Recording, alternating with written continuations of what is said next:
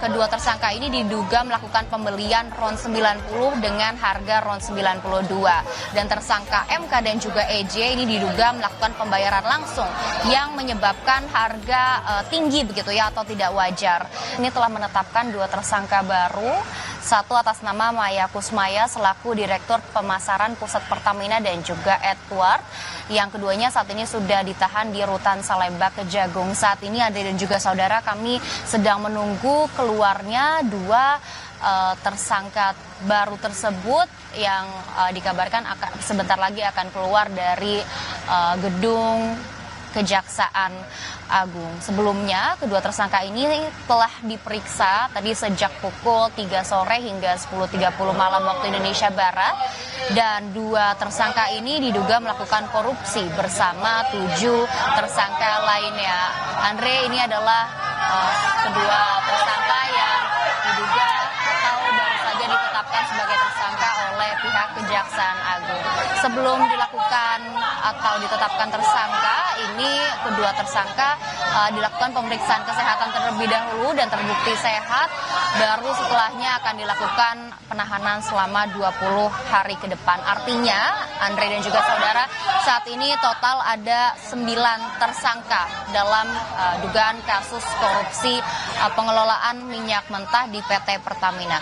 Sebetulnya kedua saksi ini sempat dipanggil, tadi ditunggu oleh pihak Kejaksaan Agung sejak pukul 10 pagi hingga 2 siang waktu Indonesia Barat, namun memang tidak hadir ataupun tidak memenuhi pemanggilan Kejaksaan Agung. Akhirnya karena memang ditunggu dan juga tidak mendatangi panggilan, dilakukan penjemputan paksa oleh penyidik di kantor yang bersangkutan yang berletak atau berlokasi di kawasan Kebayoran Baru, Jakarta Selatan.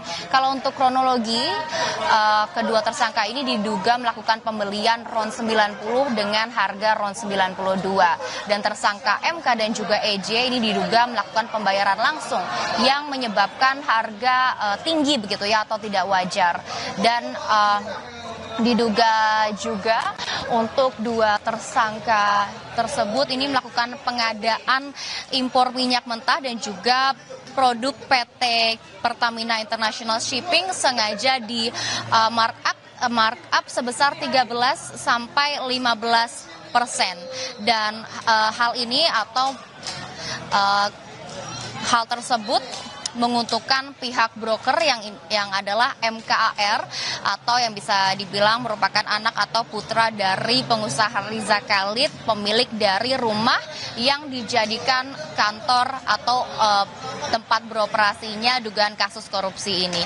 Kasus ini juga bertentangan dengan peraturan BUMN dan sebetulnya tadi pihak dari Pertamina sempat menyanggah di DPR terkait blanding dan juga hanya menyebutkan bahwa terkait kasus korupsi ini hanya dicampur oleh zat.